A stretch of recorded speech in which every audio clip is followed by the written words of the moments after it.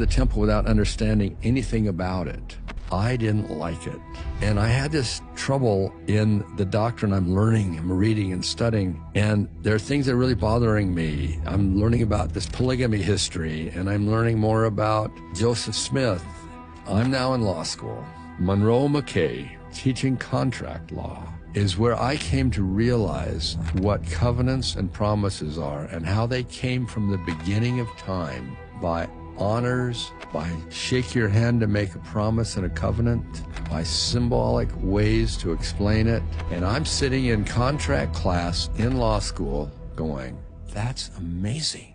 I'm going back to the temple, because that's where those principles, the basic foundation of that is what lays the foundation for all the contract law, all this lawyer study about covenants, breaching covenants, hit me in law school with these amazing professors. But they knew so much of the doctrine. He got me over a hurdle that I needed at that moment that got me through something where I was critical and thinking of a little piece of the puzzle and not seeing the big puzzle. So you're saying that the temple ordinance is the endowment. It's not just something Joseph Smith made up or stole from Freemasonry. It's actually rooted in something much more historic, much more from the foundations and beginning of time when God created this planet and the plan and the doctrine of Christ.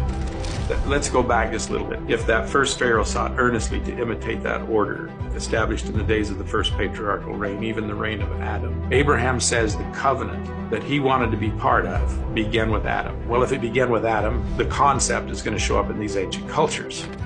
Well, the blessing that's given in this ritual embrace in Egypt that we'll see in every temple, it means to give, bestow, or endow. It says, my beloved, I'm endowing you. And then it says Ankh, which is the symbol or the word for immortality, eternal life. And then it says Jed. Most will translate it stability or endurance. But that stability or endurance has to do with the dynasty. It's having to do with posterity. And then it says Was, which means priesthood power and authority. And then it says Seneb, and Seneb is bodily health. So it says, my beloved, I endow thee and thy posterity with immortality, eternal life, priesthood power, and eternal health.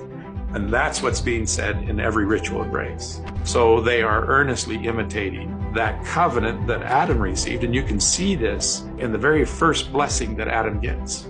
God blessed them and said unto them, be fruitful, multiply, and replenish the earth, and subdue the earth, have dominion.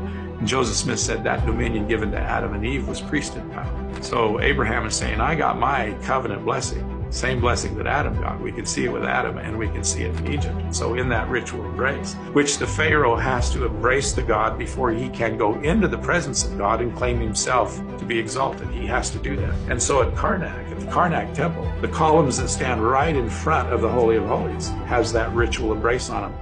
6 on each column, 12 times, a total of 12 times. This concept, or what I would call the Abrahamic covenant, lies at the foundation of the Egyptian religion. Throughout time, I mean, it was brought down and it was put in the very first pyramid texts, which are the oldest religious texts that you find in Egypt, which are closer to Adam and Noah and Ham than any other texts.